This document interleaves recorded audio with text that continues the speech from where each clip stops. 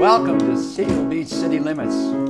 Tonight's special guest, Charles Tentindo. And we're here at the Aurora Theater in Long Beach.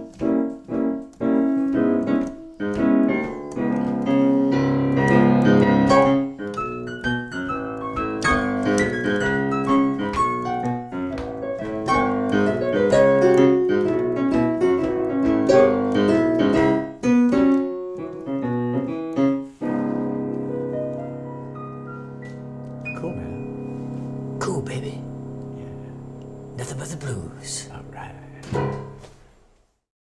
American actor Charles Tentindo, and we're at the Aurora Theater here in Long Beach. What a fantastic place this is. Now, Charles, he's an amazing director, a producer. I mentioned an actor. He has done beautiful editing jobs. He's won Telly Awards. He's also a patent holder for a very special musical device. He's a musician. He's a comic.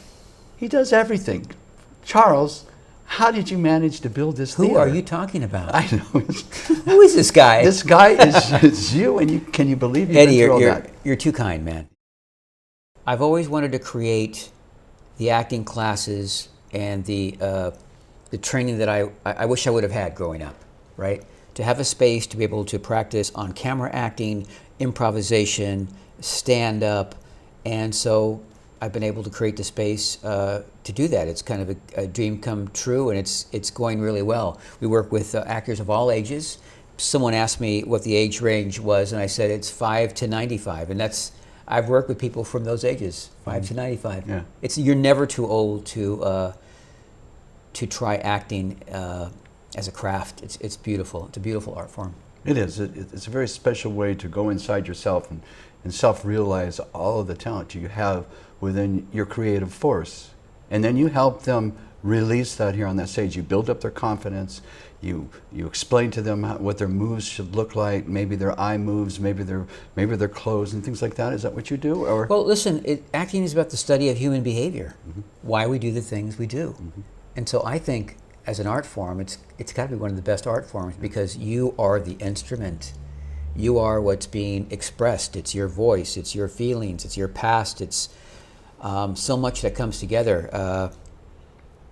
When I first started acting, I was at St. Anthony High School in Long Beach, and I stuttered and I was awkward with people, and that immediately gets you into having to read, having to study literature, and interact with others. So for me, it was a godsend.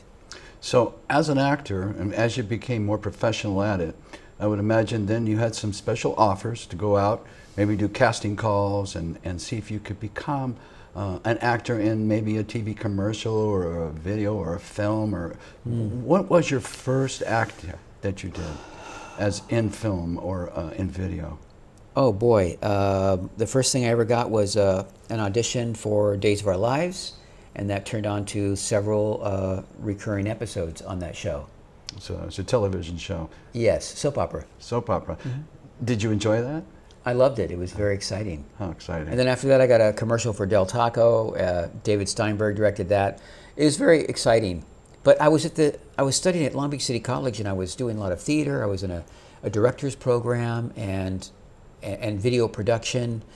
And so I was learning all these things behind the camera as well as in front of the camera. And then I got the itch to move to Hollywood because I'd gotten a part. And then I felt it was like the blind leading the blind. You know, I guess this is what you do. You go to Hollywood and you try to get a part and get on a TV show. And I actually, during that time, it was exciting, but I also lost the magic of acting. For me, it was on the stage. And I got very caught up with the business of it, right? And trying to get jobs and such. I was always working behind the camera as a shooter and a director and editor, but I had to negotiate both those sides of the business. But I felt like I lost the magic of what it was that I fell in love with acting. I lost that. So here it is, a full circle several years later, and I have the space to be able to recapture that. Something that ignites for other people that come here is the passion that I once felt, that it actually catches fire for them.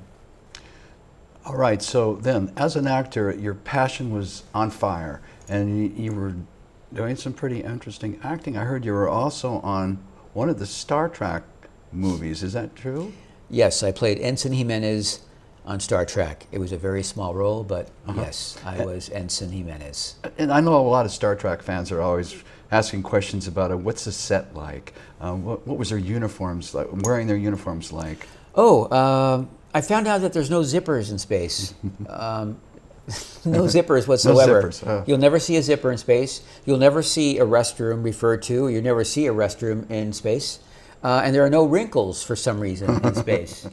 And so when you're wearing that Lycra suit, it is pulled down to the bottom of your feet, and you feel like a stretched sausage. I don't know how to explain it. It's like a skier's outfit. Yeah, yeah, it's like skiing, like a skier's outfit. So I found out those things. They gave me a taser. It was beautiful. Oh, good. Yeah. Did you get to keep the taser? No, I tried. Yeah, I tried, but they No.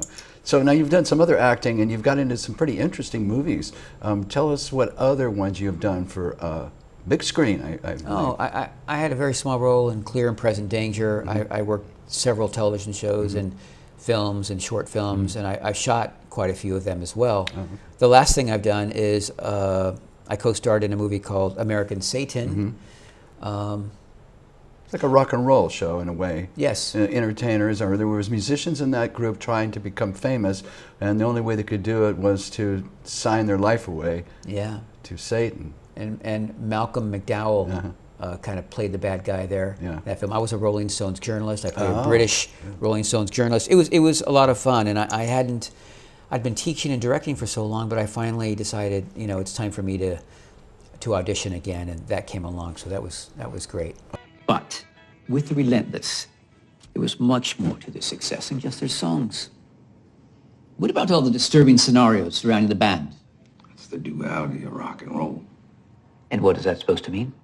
You're pleading not guilty, claiming temporary insanity. Don't you fear that by saying he was a devil, it will look as if you're mocking the court to the jury? You don't get it! Enough with the gimmick. Seriously. He will keep coming back!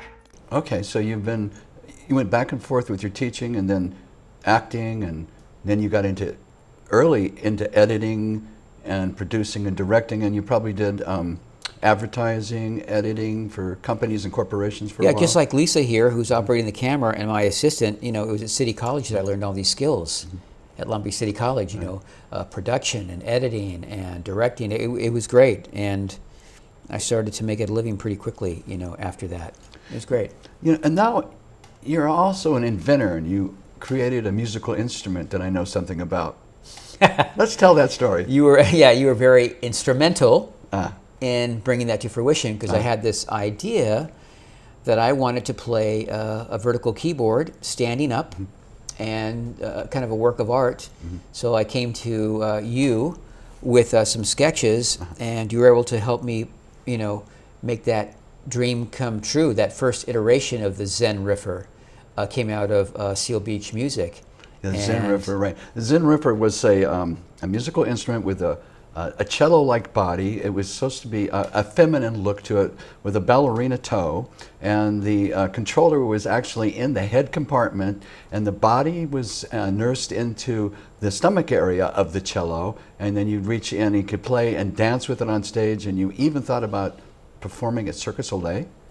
Yeah, the reason I did it, I was just so inspired. I saw someone that had designed their own instrument, and they were playing it, and I thought I would love to do that. So, 1,200 drawings later, I came up with, these plans, and I came to you, and then it's been through several iterations. But I thought it would be a perfect thing to bring this instrument to Cirque du Soleil and to audition with it. I never did it. I got caught up Sure. with making them for other people. Now, when he says making them for other people, he has taken the first idea, which we kind of considered the Franken lady, because it was a design made just out of wood and plywood with a keyboard designed in it. Then you took it into more of a carbon mold, and then you broke it down and got into a more refined, tribal-looking dancer. It was an amazing piece. We're going to show that in just a second or two, Yeah. and demonstrate a little bit of that with Charles holding it and performing it with it. And I think that's going to really be nice. I mean, did you have some moves in mind? And like maybe show us one of the moves you might have used if you were going to be... Well, the idea is that you're able to swing it around and move with it, and Right. maybe walk into the audience with it, right into the camera with it. It just calls attention, Right. It just does. And if you had two people on stage, you could actually, it could be dancing with the woman, you could be throwing them back and forth to the next. Yeah, there's a lot of rocking, Yeah. a lot of cool stuff that you can do with Sure. it. And then you could twirl the lady, right, if you Right. wanted, which is Nice. kind of cool. And it's all wireless. It's all wireless. 500 feet wireless from the stage. The MIDI actually will transmit over 500 feet.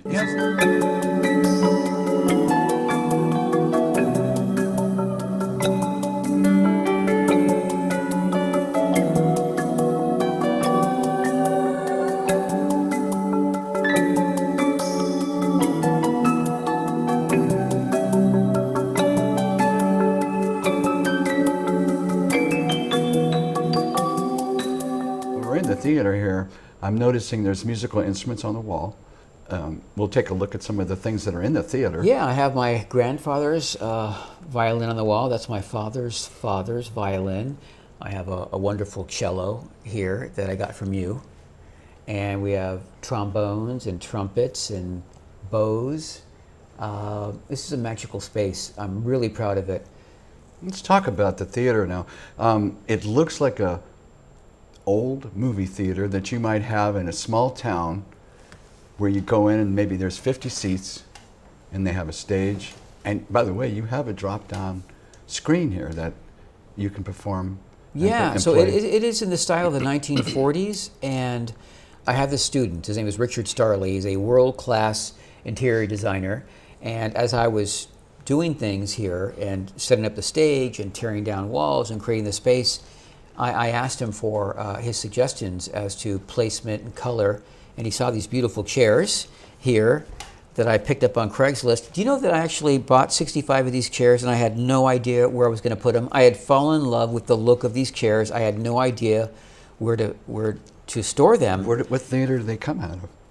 A theater in Los Angeles.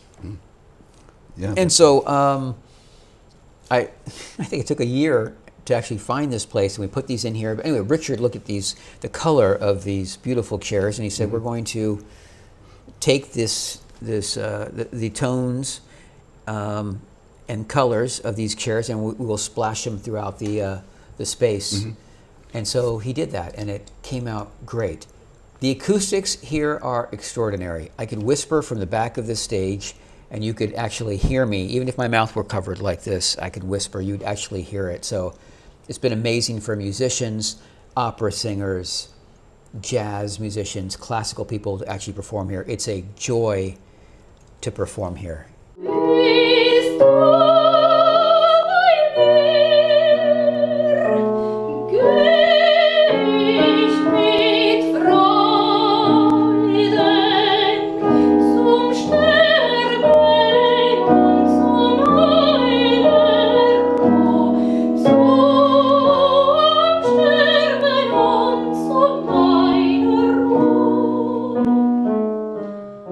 It's a beautiful space.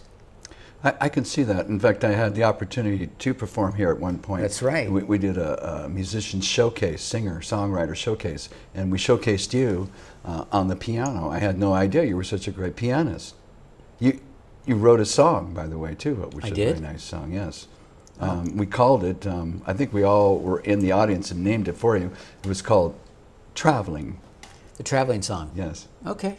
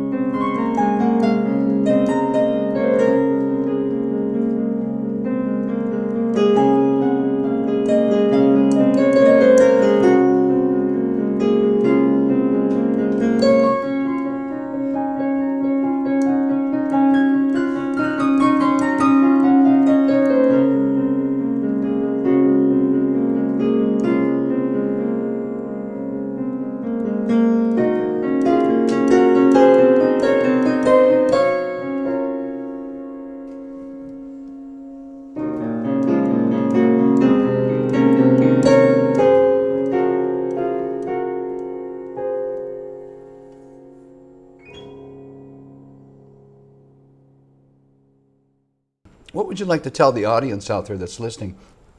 Maybe some advice about being an actor, or possibly taking up a career in editing, producing, directing?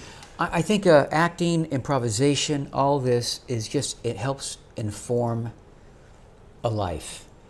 To be more expressive, to be more communicative, to not be shy, to take chances, to learn, you know, acting for the theater, acting for the camera in movies. We go to the theater and we go to see films to be reminded of what it is to be human. And I'm in love with that part of it. And here you're learning how to really get to know yourself and know what makes human beings tick. It is the most exciting art form to me that's ever existed, and it's been around for a very long time. Hey man, got an extra cigarette?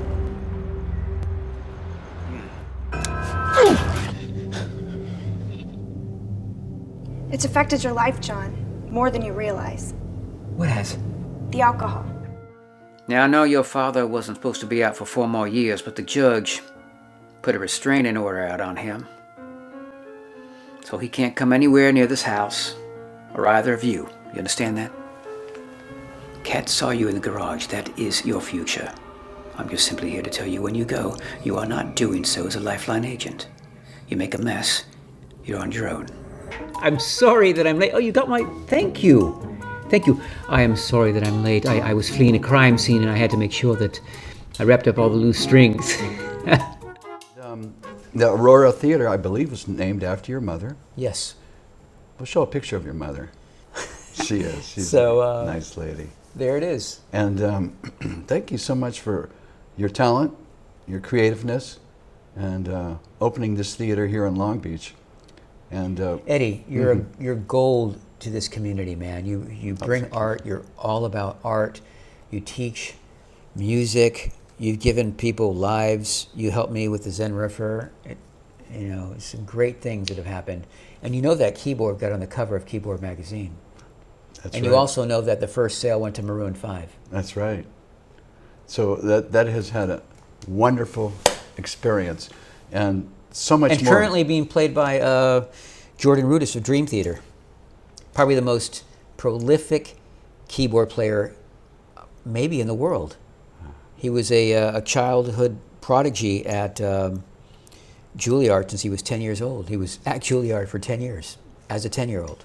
Amazing. He plays all genres. I've heard him perform on YouTube, and he is amazing. He's got some real talent. He does it all. Bass sound, one of the upright bass sounds in Trillion. And to do that, I can also point out this really, really cool feature that the Zen Riffer has, which is that, I don't know, some of you can see it and maybe some of you cannot, but this instrument can be played as kind of like a guitar thing where I strap it on, or I can have it so that it just stands up, kind of like an upright bass. So let me apologize to any of you who are actually upright bass players, because I'm going to be in that kind of like domain here for a second, and kind of like vibing out in that way.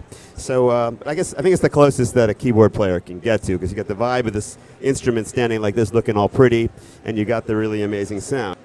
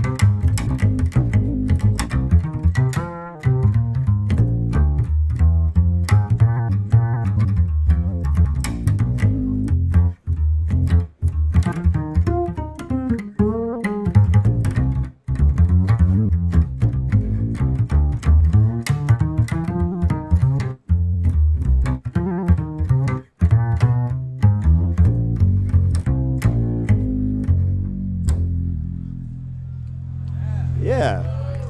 All right. Yeah, it gets you in the spirit, you know? This is cool. When Charles first showed this to me, I wasn't quite, I don't know. I think he had this vision a long time ago. I didn't quite get it, but now standing here, you know,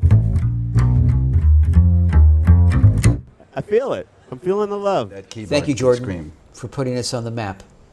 Yes. So we're going to let you go Thank up and you play- for putting me- of putting course. us on the map. You know, I'm happy to put anybody on the map if I can on this planet.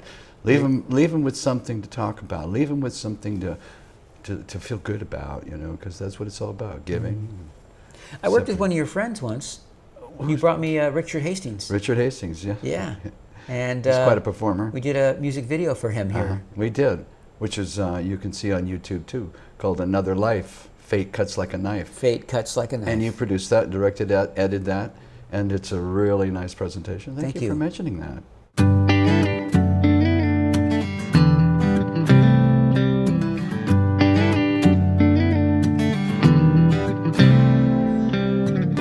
Maybe should have stayed with my high school sweetheart.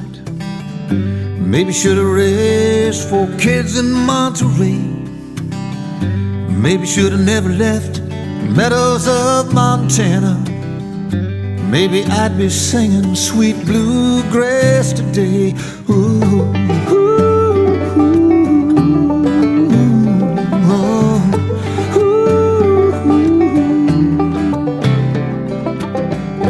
Maybe should have raised some hell in New York City. Maybe should have stayed on that job down in LA.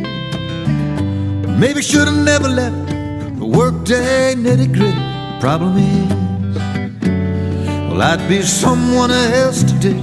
'Cause that's another song, that's another plan, another book, another man, that's another life. And fate cuts like a knife. Fate cuts like a knife. Probably should have never left that table in Las Vegas. Probably should have never left that lady in Spain. Pobrecita, me hace falta. But God knows I would have never been the same. Oh.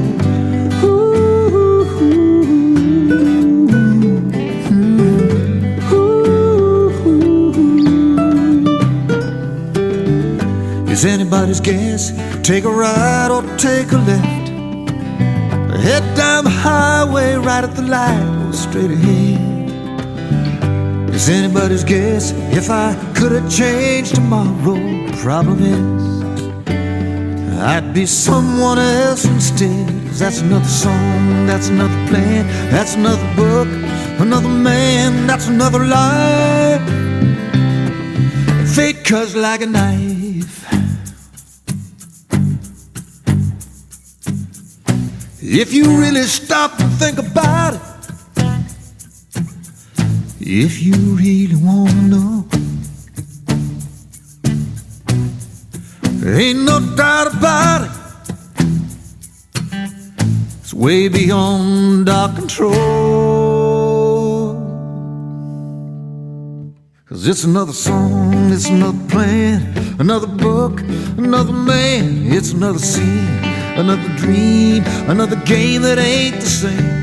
It's another fight, ain't no glory living somebody else's story. It's another life.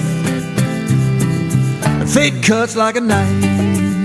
Fate cuts. Fate cuts like a knife.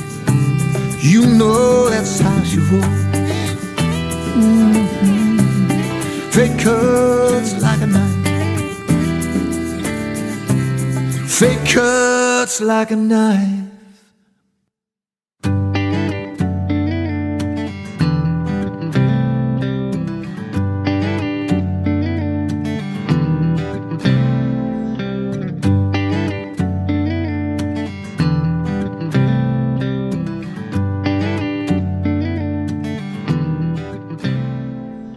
Didn't want to forget that one. Well, we'd like to thank the Cable Foundation Company for this time here and the experience we've had here with Charles Tentindo, the American actor, producer, director, editor, and many other talents. And thank you all for watching Seal Beach City Limits. Thank you, Eddie. It's been a pleasure. Thank you, Charles. Thanks for being my friend. My pleasure, my friend.